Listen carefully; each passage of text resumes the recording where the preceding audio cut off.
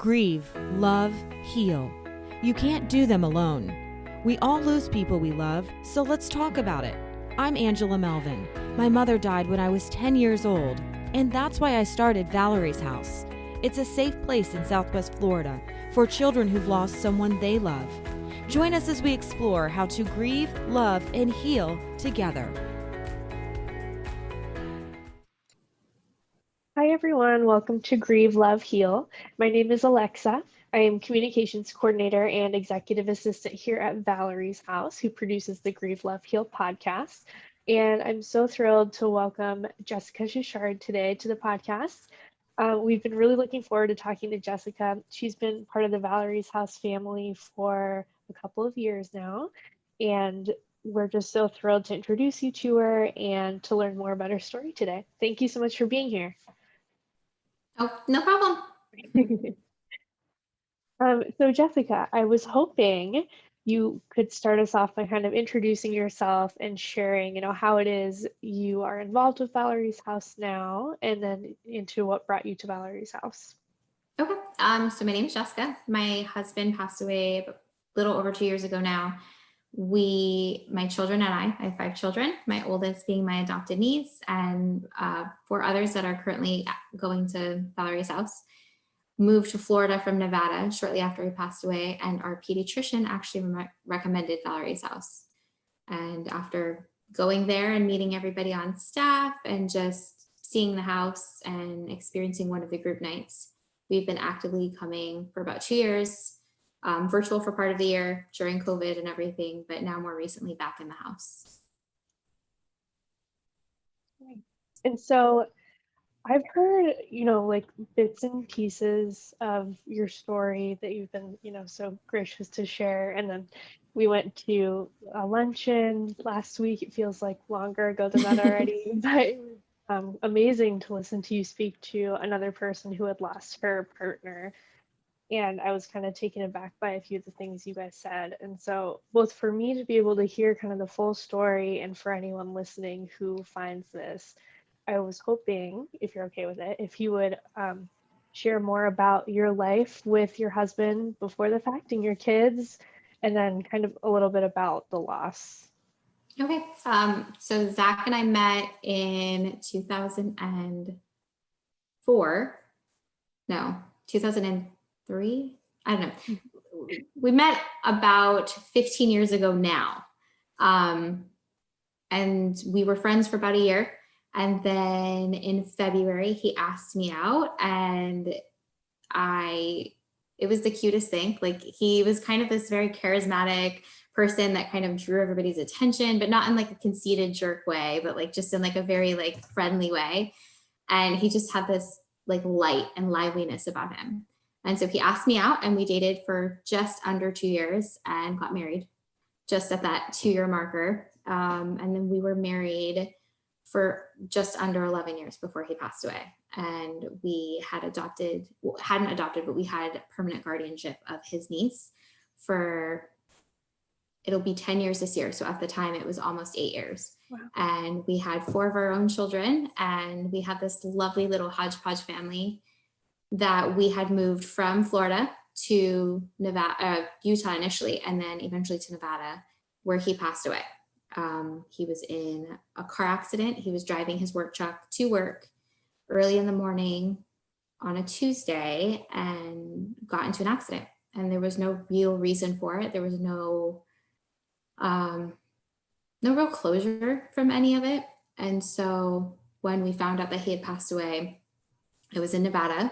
We had had a few friends and church members and things like that lived in our neighborhood, and his sister lived a state away, but it just didn't feel like home anymore. And so I took the kids, and actually on a pre-planned vacation that we had planned for Zach's best friend's wedding to come back to Florida, our first time visiting since we had moved, I just decided to stay. And I actually remember asking my best friend, like, hey, would it be crazy if we just never went back to Nevada? And she was like, nope, let's do this. How are we going to do this? And we sat down and kind of planned it all out. And her husband watched all 5 of the kids, and her and I flew back to Nevada on a weekend, packed up my entire house, and then flew back. Wow. And we've pretty much been here ever since. So now it'll be about 2 years. Actually, it's just over 2 years since we moved. And then shortly after that, we found you guys. And yeah, so he was in an accident. We weren't planning anything. Like it wasn't like he had gotten sick and I was prepared, or we had, gotten our affairs in order or anything like that. He was really open about things. And so like, he would make these comments like, oh, well, when I die, I want you to do this. Or I'd be like, don't talk about that. I don't want to think about not having you. Right. But it actually paid off because he was so open and goofy about it. Like in planning his funeral and all that, I was able to be like, oh, Zach likes this song, or he wants these flowers, or I don't know. And it kind of helped me, which is strange. So now as a solo parent, I think about those things for my kids. I'm like, I need to write this down. I need to tell this person so that if I ever pass, these things are taken care of for me, which sounds very morbid, but I was going to say, I mean, I feel like other people say that, like, oh, that's such a morbid way to think. But like you said, that can be so helpful for the people you leave behind. Because I mean, no matter who you are and when you die, like you're leaving people behind who love you and are going to have to do the logistics part of this. So yeah, I think that's not a bad thing to talk about this stuff.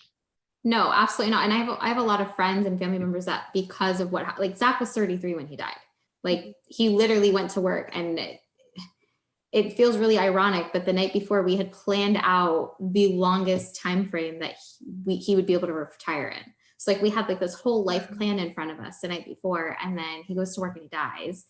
And I'm in a state where I don't really know anybody, alone with 5 children. And so having some of those like mental reminders were really helpful in kind of helping me live through his loss. Yeah, it's got to feel like he was helping contribute to those decisions because it's what he wanted. Yeah, absolutely. I'm glad that he was able to at least share that with you. Yeah. Do you remember exactly how it was you found out that Zach had died? Yes. That I don't think I will ever forget. So I lived in a place called Spring Creek, and the closest Walmart was Elko, which is about 30 miles away, 30 minutes. And I was coming back from picking up my daughter from preschool. And I had my youngest son with me, Siler, and Mackenzie who was in preschool. And I'd gone grocery shopping with them and was on my way back, and our good friend called, who also worked with Zach. He worked with Zach at the company that they worked at together. And he called me and was like, hey, where are you? I'm going to come by the house. And he lived really close to us. It was strange. He was calling me during the workday. And I really didn't think anything of it because this guy was like the happiest person on earth. And I was like, there's no way something's wrong, because I would have sensed it. Like I would have known if something was wrong, right? So I get home, I'm unpacking groceries. I like put a little cartoon on for the kids so I could just take some time to put the groceries away and stuff. And I get a knock at the door, and it's this friend and the sheriff of Elko County, I'm sorry, not Elko County. It was Eureka County, which is not our county that we lived in. So it was a county that was far away from where we lived. And I'm really confused because I'm looking at the sheriff who looks like he's 12 years old. And I'm looking at my friend and I'm like, what the heck is going on here? And they both walk in, and the sheriff tells me, I have something to tell you. Do you want to sit down? And I'm like, no, what is it? Just spit it out. Right. And for anyone who knows me, I have no patience and no time for like, I don't know, dealing with other people's stuff, I guess. Like, especially in that moment, I'm like, what, just tell me. Right. Yeah, you're in the middle of stuff. You're a busy mom. You're unpacking groceries. What is it? Yes. Like just spit it out. I don't want to sit and have coffee with you. Like, let's do this. So we sit down at my kitchen table. I'm like looking over at my kids. They're watching their show. They're completely unfazed by any of this. And he tells me my husband passed away. My first response is like, no, you're lying. There's no way. I would know. You would know. My husband and I were soulmates. We were in love. There is no way if something happened to him, I wouldn't feel it. Right. Like that was my instinct. Mm-hmm. And he passes me my husband's wedding ring. And then I know, because my husband used to play this fun little game where the kids would be like, hey, Dad, we want to hold your wedding ring. And he'd be like, well, if you can take it off, it's yours. His wedding ring was so stuck on his finger that there's no way. All of the kids would be holding one after another, trying to pull it off of his finger, and it wouldn't come off. So the fact that I was physically holding his wedding ring was a sign to me that, okay, you're not lying. And at that point, everything kind of was foggy. The sheriff was talking about the accident in very vague terms. He wasn't descriptive. He didn't really have any real information for me. And I remember our friend who was sitting at the table with us, grabbing my hand and just trying to comfort me. And all I could think was like, I just wanted time to freeze, like just for a minute, just so I could take a breath and like process what was happening. And it felt like from that moment forward for several months, that time just continued to go. And all I wanted was like a minute, just to think through this, just to plan my next move, I guess. And I'm a planner by nature. I'm very I like to be structured, and I like to have, contingencies and all of that stuff. And so for this, the worst possible situation to have ever occurred to me, and I didn't have a minute to like digest it all, just threw me off. Mm-hmm. I have to tell you, I got full body chills when you said that you were holding his wedding ring. Yeah, it was a weird thing, like to look at it and physically be able to see. And initially the sheriff told me that I wasn't allowed to see him, which was not about to happen. Like there's no way in the world that you were going to, I needed to know. And I guess that was part of my process, was I needed to know without a doubt that something had happened. And how could I tell my children something happened if I didn't know for sure, right? So I basically demanded to go and see him and to make sure that it really was him and that something else didn't happen. But I think I knew holding that ring. Mm-hmm. What was that experience like, going to see him? Mm-hmm. That was difficult because, so my oldest babysat the kids. So I had to make sure everybody was home from school first. And she saw me sobbing and crying. My face was all puffy. The kids knew something was wrong. And I basically was like, I just need you to stay here. I'll be right back. They didn't really ask me any questions. I think they knew something was wrong. Mm-hmm. And so I had to drive to this other town, to Elbow, where he was moved to a funeral home there. And so 30 minutes away, I was able to go in and see him, and then 30 minutes back home. So I'd been to funerals for like my grandparents and stuff before, but there's like a kind of like a natural idea that people who are older than you are going to pass away, right? Mm-hmm. Having your husband that's 2 years older than you at 33 dying is not what I would say is like a normal situation. Right. It's not something you thought about, just like you said, you're planning for your future. Yes. And even we had planned, we had life insurance and things like that. But you plan for those things and think you're never going to use them. So it wasn't like I'd thought well, in the event that this happens, this is my next few steps. You just assume it won't happen.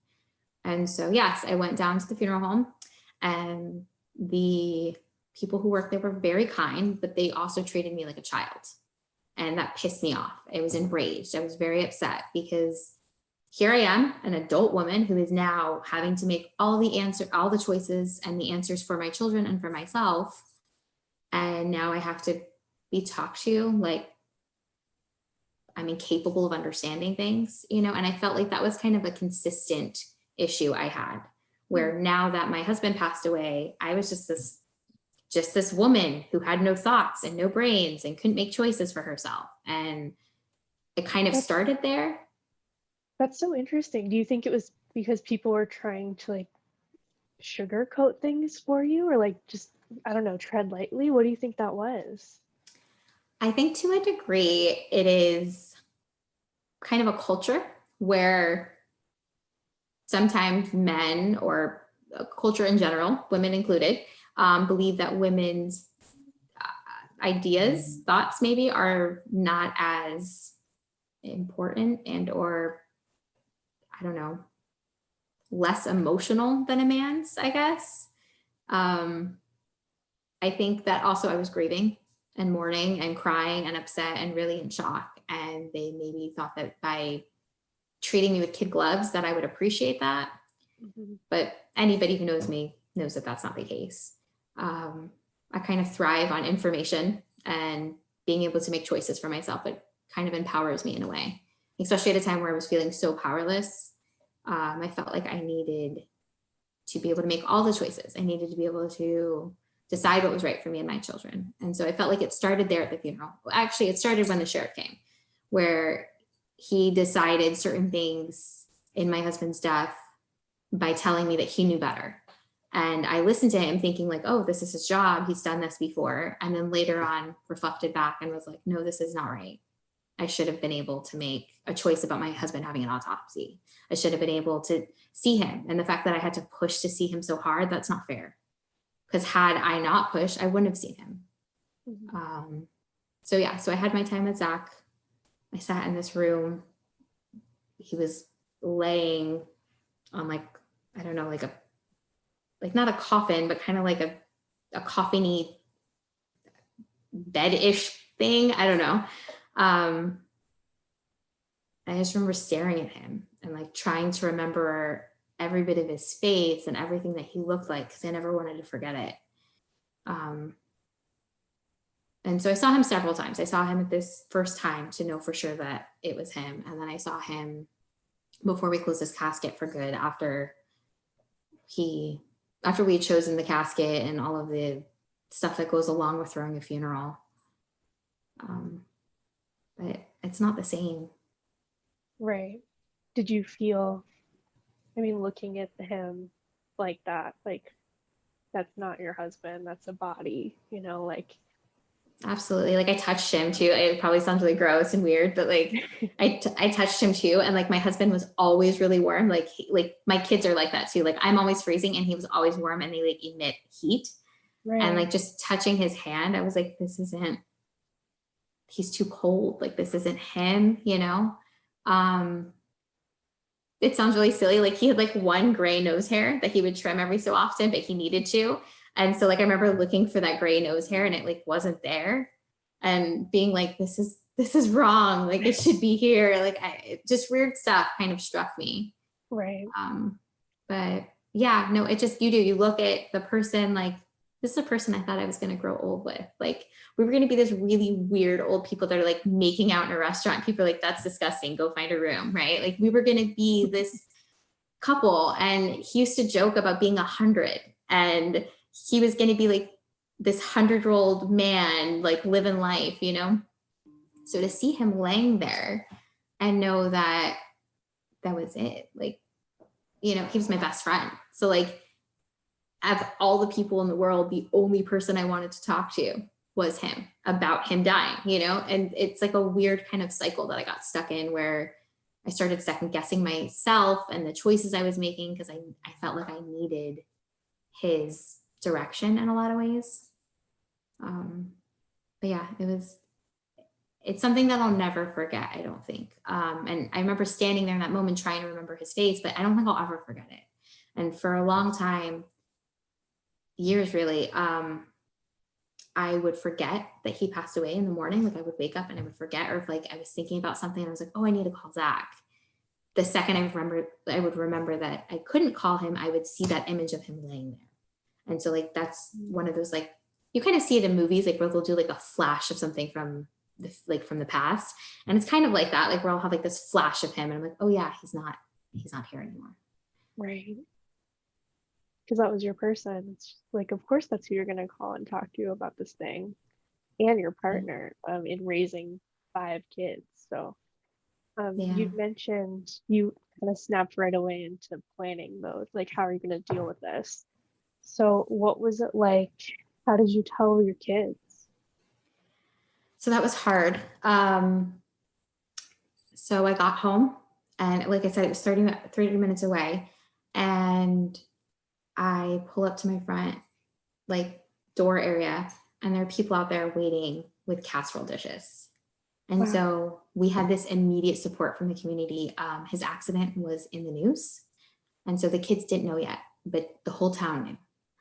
And so basically I'm hysterical. I, can barely see him driving home, and I pull up to my house, and all I want to do is like, my initial thought was, I'm going to take the kids out for dinner, and we're going to go see a movie, and I'm going to pretend Zach's working late, and then I'm going to tell them before bed or something. Like, let's have one normal night without this bomb dropping in their lives. Like, I just want to give them one more normal night, but there's all these people there. And so I asked them to leave. They gave us and it wasn't their fault per se, like that they were like invading on us. I think they were trying to be kind and trying to bring us food, and, understanding that we have a lot of kids, and I probably wasn't in the cooking mood and all of that. Right. Right. But my immediate response was like, I just wanted to shelter my kids from everyone. I just wanted to be alone with them. And so I went inside and I told them, and then we had more neighbors stopping by, and it didn't stop. Like, it didn't stop till I actually moved out of Nevada, because people were so considerate of us and so kind and wanted to be there and to help us. But it was like, for me, my response to grieving for me was I felt smothered, and I felt like I was suffocating with all these people being involved in our life. So I went into the house and I had to tell the kids really quick because I was worried the next person was going to stop by. Right. And you would think that if I was really thinking clearly, I would have written a note and been like, hey, please don't ring the doorbell. We're grieving, leave us alone or something, and put that on the outside of the door. But like, I obviously was not thinking. And so I just felt like this enormous pressure to like, let the kids know.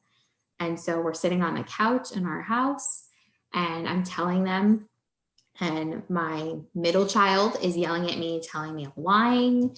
My youngest child is crying and is like not really understanding what's happening. My other children are just sobbing, just straight like sobbing, couldn't breathe, all of this. And then, so my middle child, he's 10 now, his name's Ephraim. He immediately asked me if I was going to marry our friend, the one that actually was there with the sheriff and I was like, no, why would I marry him? And he was like, well, he's daddy's best friend and you don't work and we're going to have to live under a bridge. So what are we going to do? And so like for him, his brain was just like, oh my gosh. Yeah. Like, so anxious immediately. Yes. And so I was like, no. I gave him a hug and I was like, no, buddy, like, I love you. We're fine. Daddy took such good care of us. Like, even now we're taken care of. I'm not marrying anybody. Like, you don't have to worry about that. And we had like maybe a few minutes of just us. And then we had more neighbors coming by. And so I don't know. I never really felt like a sense of closure from that, like in that experience. And then for a while, the kids slept in bed with me. And that was like our time. Like, I would put the kids to bed, and regardless of who was in our house, it was just me and the kids. Mm-hmm. Did you feel ever kind of a sense of pressure to get back to, and I'll put air quote, but like normalcy? Like, yeah. I don't know, to have the kids go back to school, to have you going on, what's normal or what felt like going to the grocery store again? Or were you okay kind of just like sitting there, letting yourself have this time to grieve and, learn this new way your life is going to be? I would have loved to have the time. Again, like I said, like, I'm kind of a private person. My instinct was to just be me and the kids. Mm-hmm. My husband and I, in our marriage, we pretty much leaned on each other. Like, we had family and friends that we could lean on, but we really leaned on each other. So the idea of leaning on anyone else felt like, I don't know, like I was dishonoring him in some way. So yes, I've had so many miscommunications with people because of either their ignorance to what grief and mourning and loss looks like, or just not really knowing the right words. I've had a lot of people tell me this is a season and everything's going to be fine. Or that once I get back to my old self, these things will be better for me. Or, I shouldn't dwell on the negativity so much. And so, like, again, these are the kinds of things that enraged me. They don't to everybody. This is like how I responded to them. But like, it really irritated me that people just thought like, oh, this is just, this is like a winter storm. You'll get over it. Like, that's not the case. You lose somebody important in your life that kind of imprints on you forever. So I went like to the grocery store when we needed it. I paid my bills. I did all things that were necessary, like washing clothes, making sure the kids were okay. When they felt comfortable going back to school, we went back to school. We did those things as needed.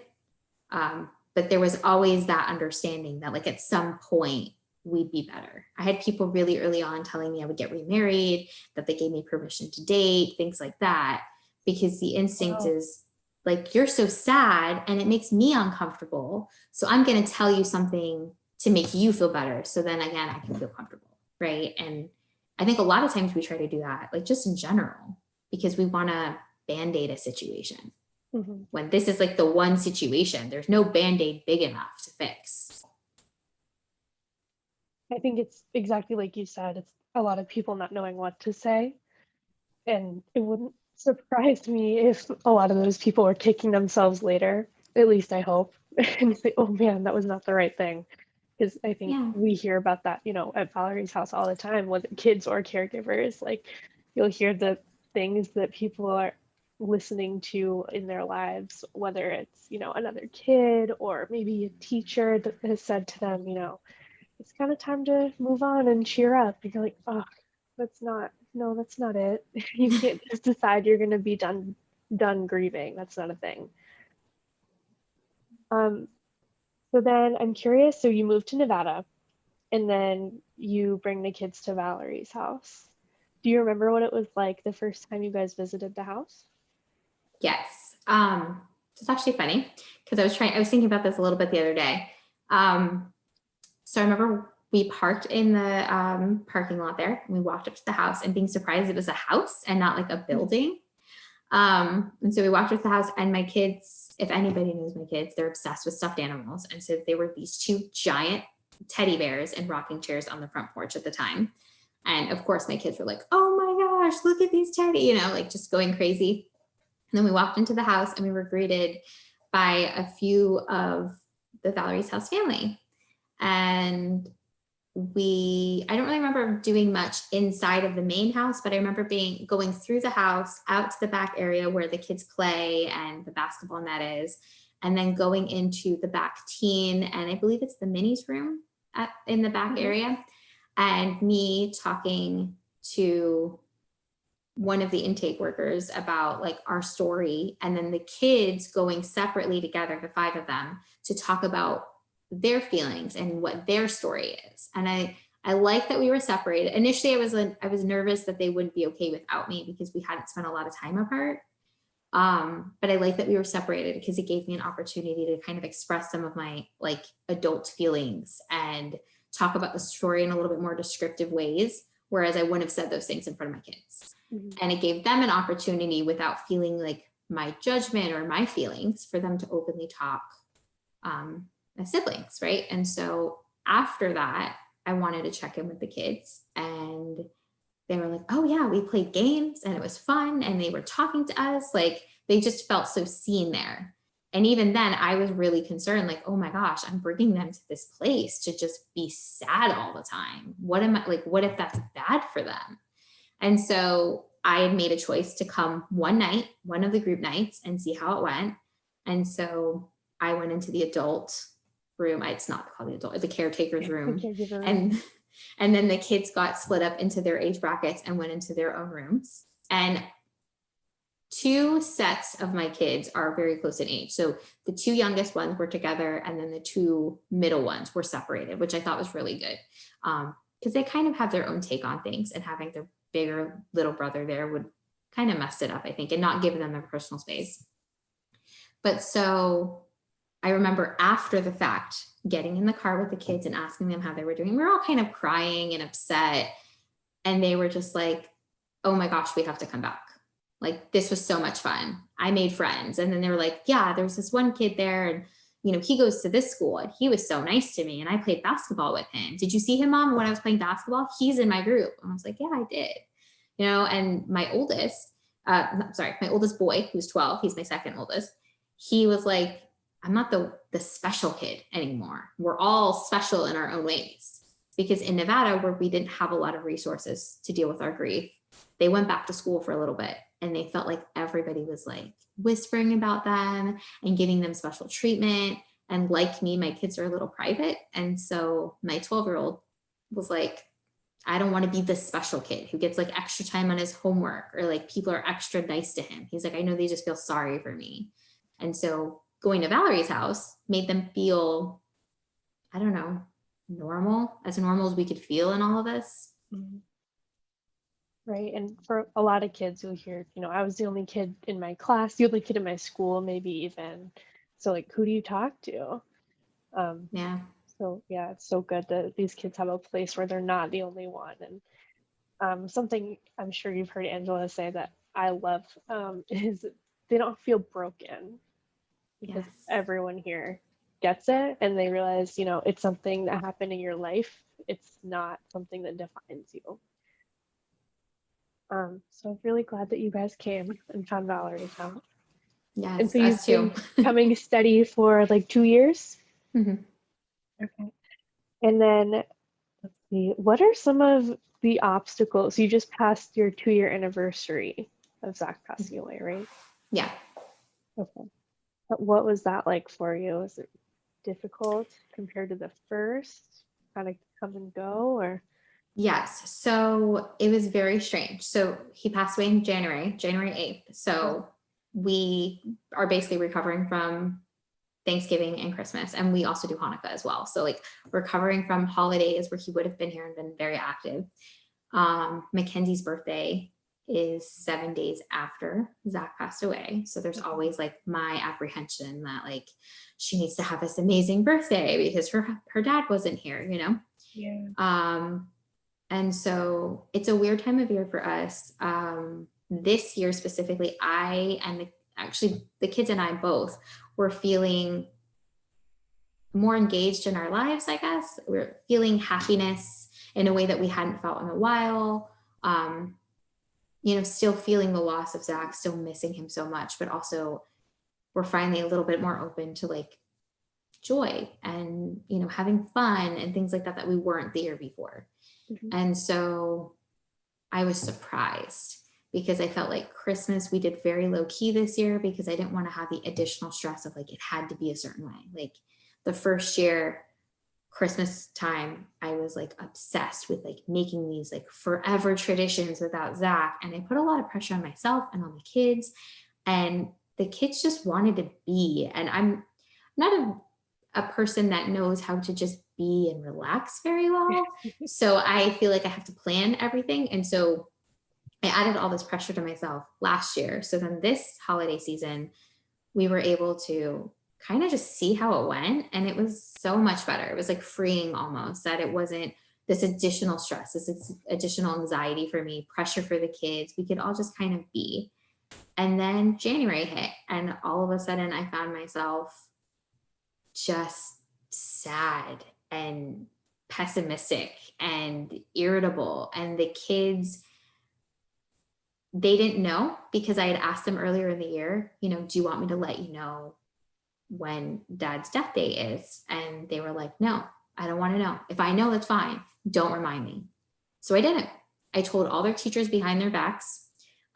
Their teachers already knew about it, but I reminded them that the date was coming up. And so they were like aware that if something was off or if my kids were, heightened in some way, that there was a reason behind it. They weren't just being naughty or something in school. And so they were all very considerate of that. And then they were just off. You could just feel the tension. And so I think even without knowing, they physically knew. And I know we talk about that sometimes at Valerie's house, like kind of like muscle memory. Like your body kind of knows that it's coming up and you're bracing for it. So I was actually really surprised about how bad we took it this year with how good we were feeling a few weeks previous. Yeah. Do you think any of that was did you ever feel guilty? For what? I was hesitating because I don't want to say like I'm glad you didn't if you didn't, but I feel like no, you're welcome to say whatever you want. But I feel like you hear a lot of people here mention like I was feeling really good and then I realized I was feeling good without my person, and so then I felt awful. Like how could you enjoy things again? How could you be living your life as quote unquote normally as possible without your person here? Yes, absolutely. So like I was raised Jewish, so I know a little something about guilt, like that's basically how I was raised, with I was raised mom guilt Catholic, shame. so I know all Yes. about it. But yeah, I think anytime I find myself feeling normal or good or happy or excited about something, I'm immediately thrown back to like, I should be miserable. I should be mourning. I should be crawled up in a ball. I should be wearing black every day. Like I've contemplated getting one of those like small veils to wear over my face, But I don't know. I think at some point this last year with COVID and everything going on, it kind of clicked for me. I can squander away the time that I have that Zach doesn't. Or I can embrace what's in front of me and cherish that I'm alive and that I'm here for my kids. And hopefully they'll see that they can also do the same thing. Because that was the big thing that I think drew us to Valerie's house, is that, you know, hope lives on. You know, these kids still have a future, even though they lost somebody very important to them. And so if I want them to have the best future that they can have, I can't be dragging them down with my sadness all the time, right? It's okay for them to see me have a range of emotions, but I can't be purposely making myself upset because I feel like I'm doing this for Zach in some way. And I said earlier, Zach was very lively. Like he had this, like my aunt calls it, $1 million smile, right? Like big dimples, big cheesy grin. And like, how could I live my life in such a way that I'm wasting every day because I'm so unhappy when he doesn't even have a life that he gets to live anymore? It felt like I was kind of like spitting on his experience, you know? And so I feel like in honoring him, I'm going to try and be like the best version of me. And then that'll tread down to my kids. And so if we start living our lives in a way where we're bringing in happiness and we don't feel obligated and restrained by certain, I don't know, social standards, I think, then we get to truly be who we are and truly find some happiness. That's beautiful. I'm so glad that you're, you know, open to passing that down to them and just like being open to the happiness. And I have to say, just from being around you, the little that I have, you're always such a positive person and smiling. And I feel like you just like you're super lively and like bubbly. So just so you Thanks. know. I would not describe myself like that at all, but thank So you. I will funny. take it. No, I feel like you're always just in such a great mood. Like, oh my God, Jessica's here. And you're always smiling. So I think that's wonderful and very cool that you're so open with your kids about that too. Like to show them, yes, you do have, you know, those days. You have emotions where not everything is good all the time. And you have to acknowledge that. Well, and I think a lot of the time, like adults and other children and stuff, they just expect, like they expect the kids to be a certain way, right? Like, oh, what you're talking about is too sad. Let's talk about something else, right? Or, you know, being sad all the time or being angry even, like, especially like, let's think about, I have several children that will have angry outbursts and stuff like that. And that's such a frowned upon emotion in our culture and society and stuff. And so like, I think with acknowledging that we have all these different feelings and they're not just going to go away because we ignore them or we don't talk about them. I think if we just address them and we're like, okay, you're angry. You're allowed to be angry that your father died. I am angry too. That is not fair. And just letting them know that they're seen and they're heard, I feel like will help us.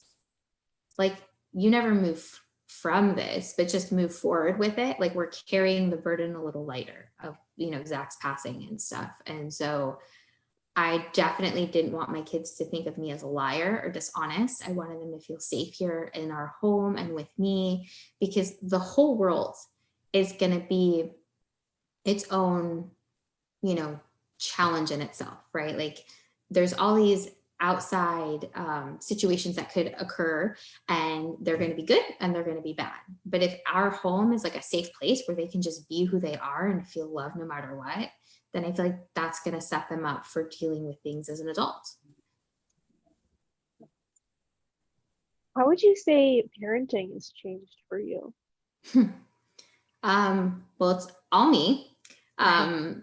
So I've heard this term solo parent for, you know, widows and widowers and stuff like that, because being a single parent means that there is a father or a mother that is not living in the home and can take the kids part-time or every other weekend or on vacations or whatever. There's another influence by another parent out there in the world. Zach is not here to influence them. Like we talk about him openly and we tell stories and I have old videos and stuff, but it's not the same. And so parenting has changed because I feel like as planning and, you know, organized as I am, I now have to think through things a little harder because I feel like if anything goes wrong, it's my fault, which it sounds silly, but I'm the one parent making the choices. So if anything goes wrong, I feel like it's a reflection of my parenting. I also try to make sure my kids know that they're loved all the time. If you ever see me with them, which you do, I'm always like, I love you. Like Ephraim, again, my 10-year-old, he's my middle child. He's always like, oh, you're so lame, mom. Stop it. You tell me this all the time. But I want them to know, like, if something were to ever happen to me, mom loved me so much. And so it's hard because you don't really ever get to take off like the parent suit, right? Like you're always on to a certain degree. Like if one of my kids gets sick, I'm the only one up in the middle of the night taking care of them, right? There's no switching off and on. If I'm ever sick, I still have to function as an adult and take care of my children. And I don't get to be like, I'm going to go hide in the room. You're on, you know? So it changes, but I think if anything, I just try to like enforce how much I love them. And I try to have these really open relationships with them because I've got a 12-year-old boy, a 10-year-old boy who are about to go through puberty. You know, I've got a 7-year-old daughter. I have a 19-year-old daughter. I have a 5-year-old son. Like they're different ages. They're going to need different things. And I feel like if they can't come and talk to me, that's going to end up being a problem for us. So I want them to feel like no matter what goes on in their lives, mom isn't judging. I'm here, I'm open. So I try to be a little bit more lax than I think I would have been if Zach were alive. Because you want them to be able to come to you. Yeah. So you kind of mentioned you guys are pretty open and talking about Zach and talking about how, you know, dad's not here anymore. Is that just because you always wanted to be super honest with them and keep that door open to talk about? Yeah, I think so. I wanted them not to feel deceived by me. Ephraim, like last year, actually it was last year on Zach's birthday. So last March, we were driving to the restaurant, Zach's favorite restaurant, and he was in the car and he asked me if Zach and I were divorced and if I lied about his death. And I was like so thrown sideways by this whole thing. And I was like, what are you talking about? He's like, I think that you and daddy got divorced and you're lying that he died. And I was like, I felt like I got punched in the throat. Like, I was like, oh my gosh, like, first of all, if your father and I were divorced, you would be seeing him all the time. He'd be fighting me to see you. There's no way I can lie about that. I'm like, but no, that never happened, honey. Like, he did pass away. I wish it was only that we got divorced. Like, I wish that he was still here. But it's like, I think their brains are just trying to make sense of it. My brain is trying to make sense of it. And I'm much older than them. And so I don't want them to ever feel like I'm being dishonest. Like, so if there's something I can't talk to them about or is inappropriate, like they're too young, I'll just tell them, you know, I don't feel comfortable talking about this. We'll talk about it when you're a little older. And they never forget anything. So they'll call you like a year later, like, hey mom, it's time. I'm a little older, you know. I made a note. It's been a year. We're going to talk about this. Yes. Sorry, you said something that I wrote down a note about because I was like, I want to get back to that. That was very interesting. And now I'm totally losing what it was. So when you come to group and you're in caregiver group, do you feel like, are you a big talker? What kind of stuff do you take away from that? Do you more listen and observe? What is caregiver group like for you? Okay. So when we first started coming, I think I was just really quiet and I would be in my head the whole time, like, don't say anything, just observe all this stuff. And then like something would strike me and I couldn't shut up. But I think that that's my like normal temperament. Like my mom found one of my old report cards. Like she found it like 2 weeks ago and it was from like 3rd grade. And I got great remarks, but I kept getting in trouble for talking in class. And so she's like, see, this is you know? And so I think that I'm just naturally a talker and this is my experience. So it's so personal and it's such a part of me that it's easier to talk about it. Mm-hmm.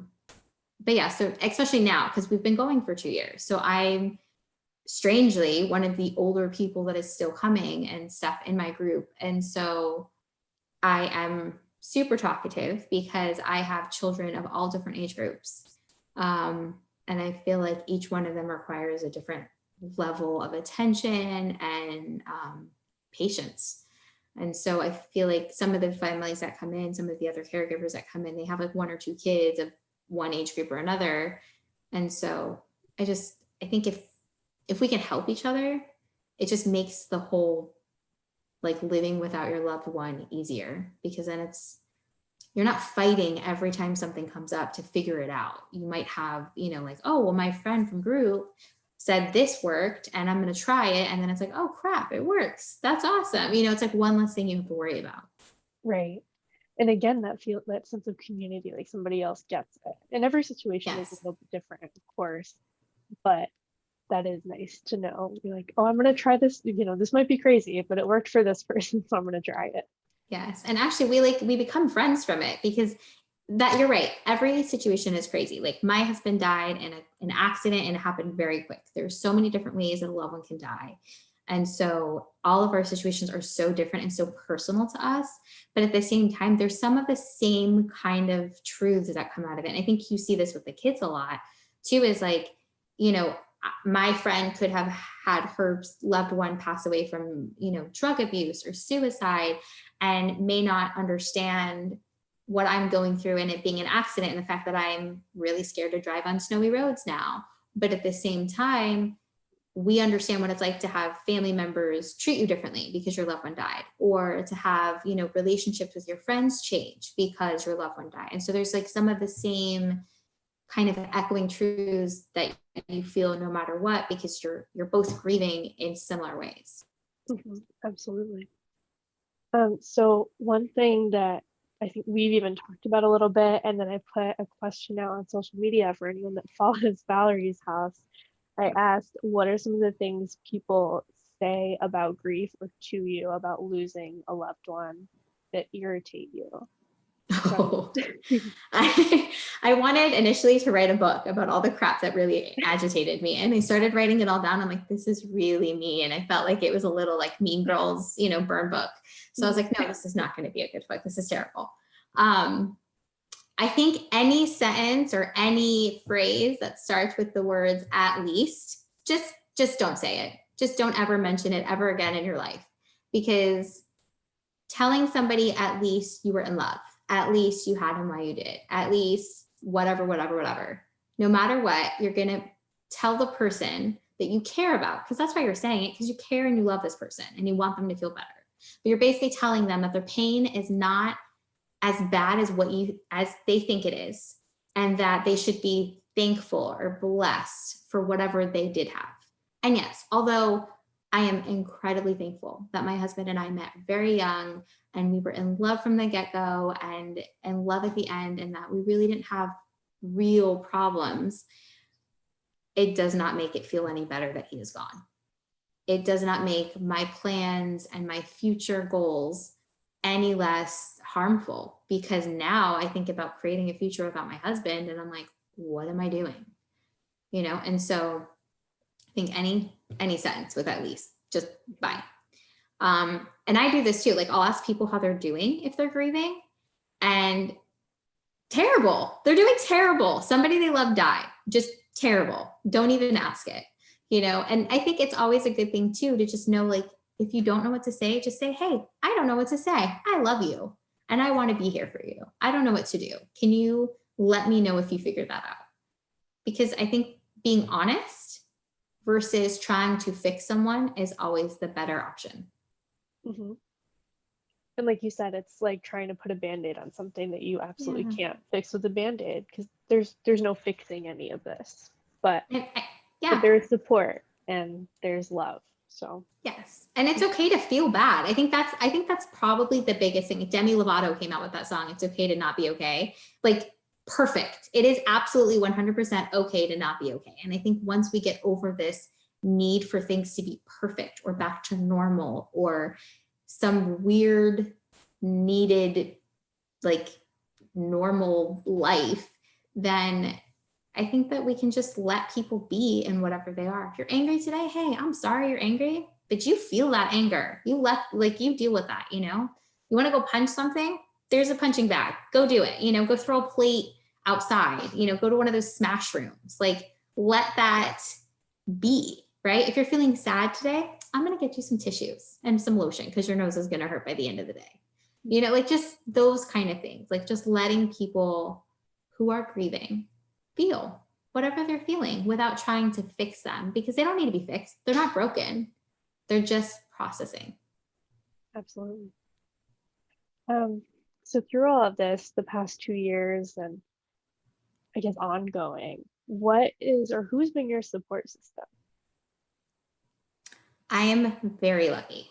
I don't think a lot of people have the kind of support that we've had. And I know I'm going to forget somebody, but we've had a lot of support. So we had my friend that lived in Nevada with us, the one that was there with me when the sheriff came. He was instrumental in helping me out. Anything from shoveling my snow to making sure my car was okay, to flying out to Florida because my kids wanted to see him. Like, amazing friend. We definitely don't see each other often enough, but I love him. He loves me. He's part of our family, right? My husband was a weird human being and had these best friends since he was a child, and they stayed best friends, and now they're uncles and aunts to my kids, and they have become this like odd little family that we are just so lucky to have. And so they have all been huge in our support. My mom, who actually moved in with me a couple months ago to help out with my kids and babysit for me, she has been huge. Actually, my aunt, her sister, who lives a couple hours away from us, but came out and helped me clean up like our rental and helped me move into my new home and watches my kids for me and just loves them to death. Like, she was huge in all of it too. She actually helped me kind of fine tooth my plan to move out to Nevada, Florida from Nevada too. You know, we have family members, my husband's family, who I am so thankful because they still consider me family. Like, technically they're my children's family more than they are mine. But a lot of times the family of the deceased person cuts off the wife or the husband and the kids because it's too hard to see them without the loved person, like the loved lost one. And they haven't done that to us. They love me. They love my kids. They're there for us. And I'm so thankful for them wanting to still have relationships with us. And we do. We've had so much love and support. You guys are a huge support for us. Like, I don't know where we would have been without you guys. We also did hospice counseling for about a year, and that was huge because it kind of helped us one-on-one. And of course, that was before you guys had your counseling option there. But we're very lucky, and we've had a lot of amazing people in our life who have been there for us. And we have friends in Utah. We have friends in Nevada. We have friends all over that came for the funeral, that have sent us beautiful gifts, and that have just really been cheering us on from afar. And I think that, I don't know how we would have done it without, and I know it's possible, obviously, there's a lot of people who don't have that, but for me and the kids, I think that's what's been huge in how, I want to say normal, there's no real normal, right? But like how well we've been doing in kind of taking back our lives. And so what helps you when you're feeling either down or overwhelmed, or like solo parenting 5 children is, really taking it out of you? What helps you feel better? So I have weird playlists. So I have like a playlist for when I'm feeling sad. I have a playlist to kind of pump me up, all of that. I started walking, which was really helpful because one, it gave me a place to kind of clear my mind of some of my like messy thoughts, and just being outside and having like the exercise and stuff like that helped me feel better. And then I have some friends that, one snaps me out of any funky mood and just kind of refocuses me, and the other kind of helps me weed through all the crazy that's going on in my brain. So those are like my main things. Okay. I'm so glad to hear that you guys have a really awesome support system too. That's so wonderful. And like you said, it's not something everybody has either. So like, I'm really glad that you guys all have that. Thank you. We touched on this a little bit, but your kids are like of so many different ages, right? And of course they were when they lost their dad. Yeah. Did you notice, or have you noticed over the years now that they're coping differently, or what does that grief look like? Yes, absolutely. So I think initially my oldest, was just very upset and was just looking for whatever positive attention she could get, because she felt so lonely and so sad, and was just almost reaching out for additional positive support, right? My next child felt like he needed to become the man of the house. That's another thing that you can put on the list, never to say to a child or to anyone if they're grieving.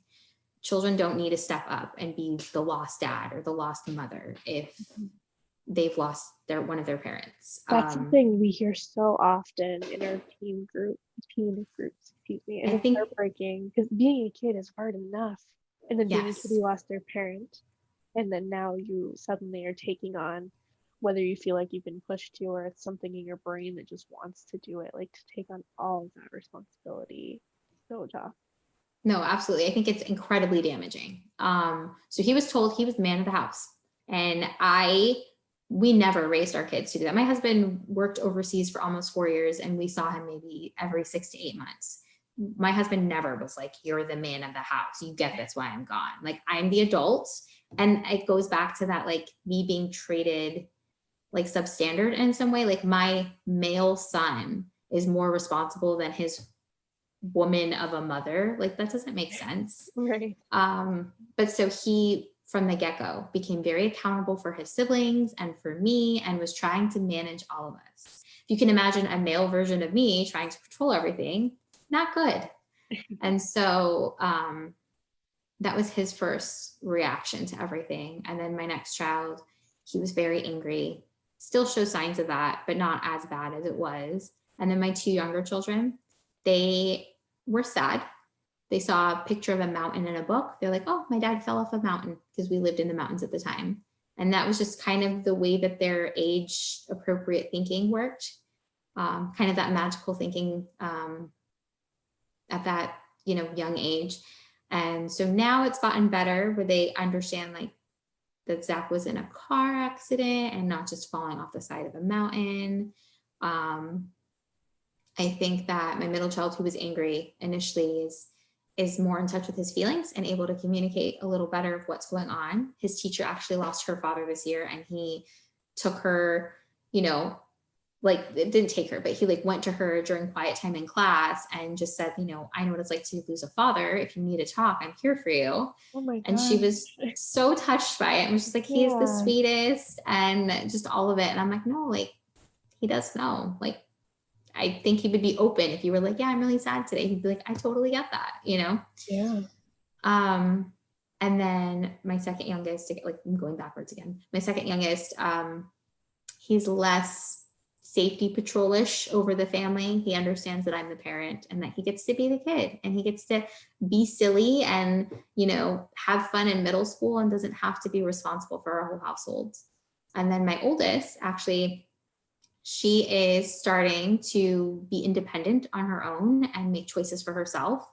And so she is starting to see like how her choices affect her life and the consequences of that. And also how, how special like our family is and how she is, and is kind of embracing who she is as an adult.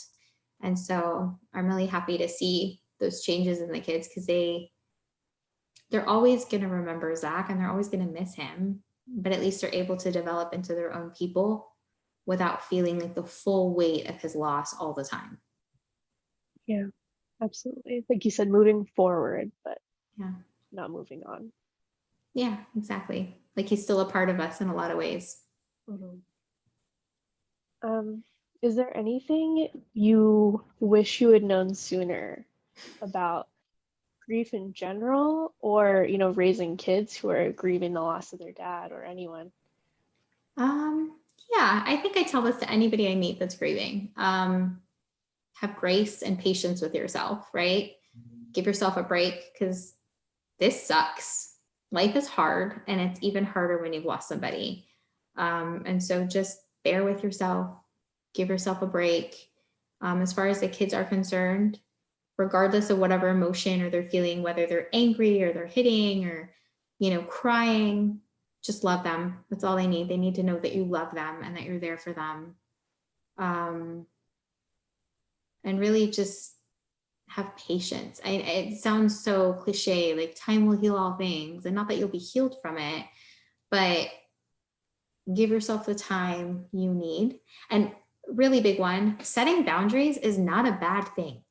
I think a big part of grief is you're trying to find your footing in your new life. And so are all the people that loved your loved one. And so sometimes those boundaries clash, and sometimes people's,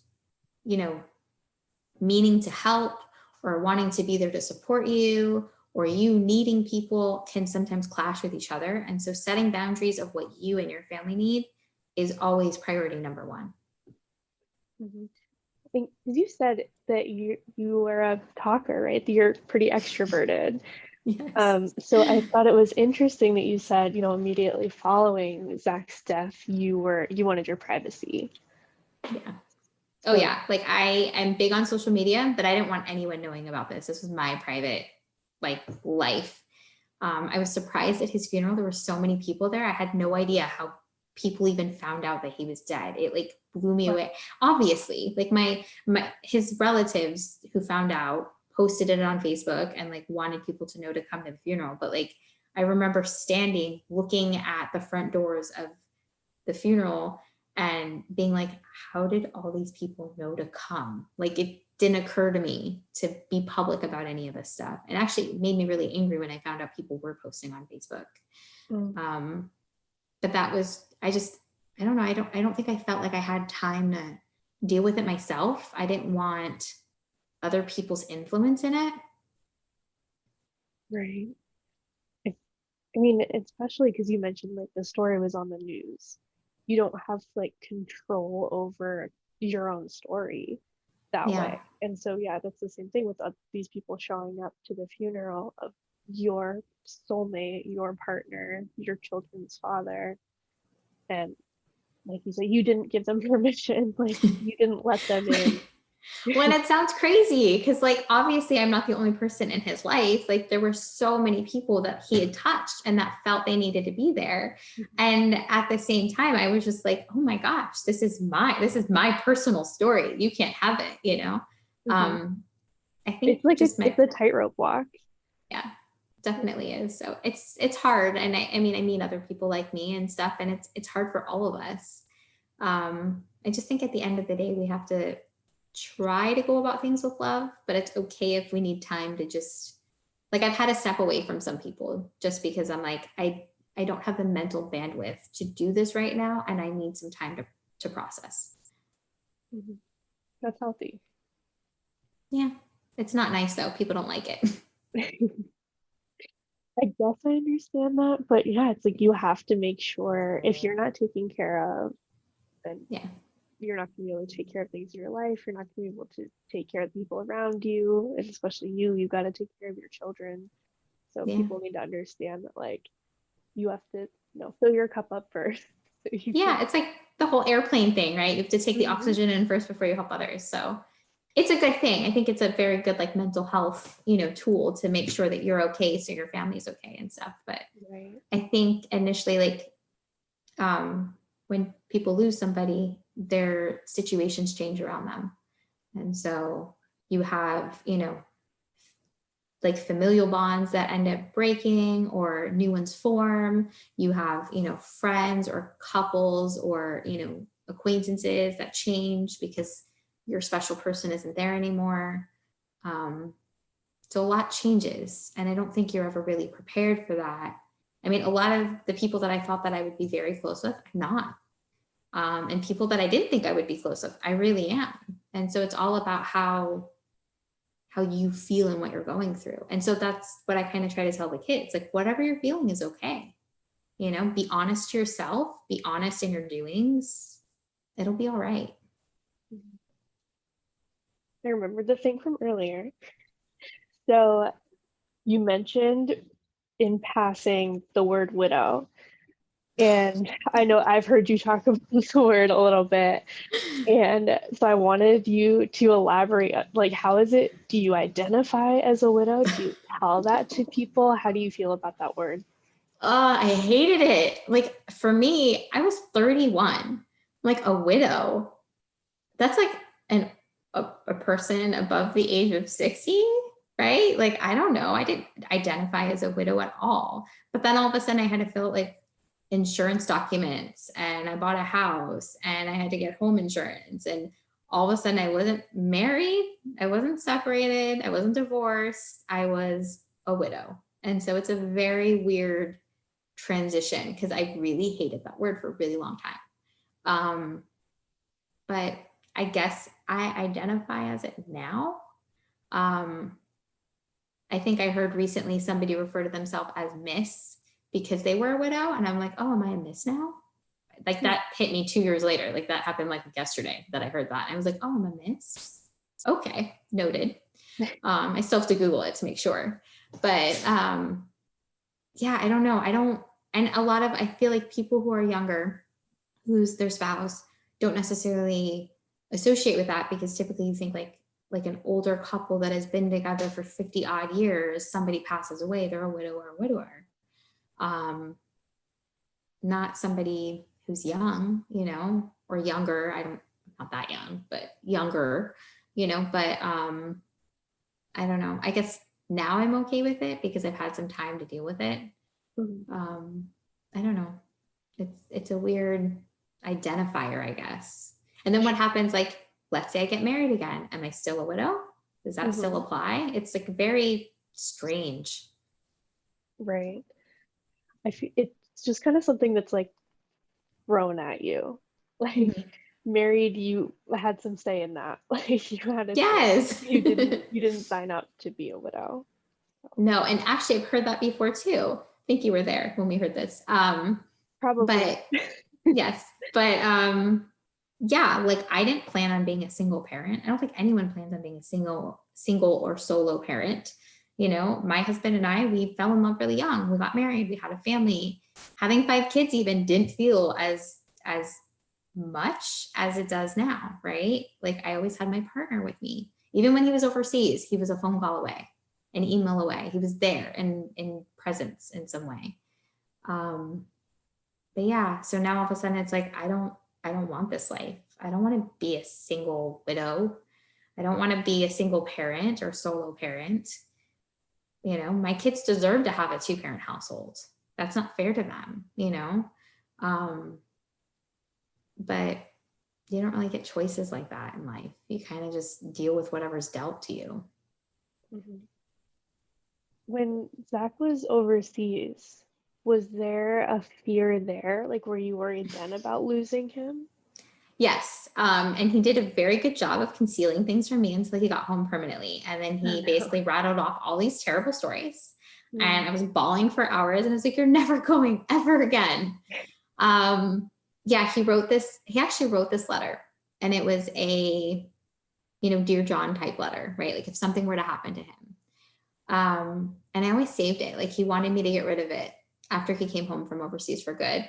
And I always saved it. So I was like, what if, and it was after Aiden was born, before we had custody of Jaylee, and I was pregnant with Ephraim. And so this letter was so old, right? And when he passed away, I did everything I could to find it and it was gone.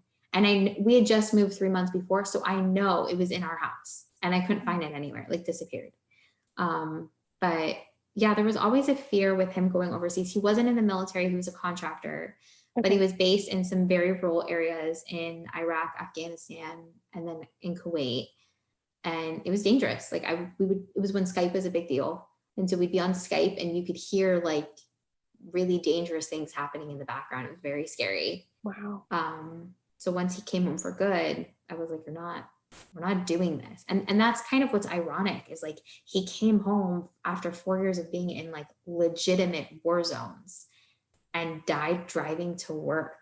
It seems so wrong in some way. Like it doesn't make sense. Yeah. I was curious because I didn't know what he had done overseas. And yeah, that contrast is so interesting. It feels like the second you're like, okay, well, he's here now. He's We're safe. We made it. We're in the easygoing part and then to have that come out of nowhere.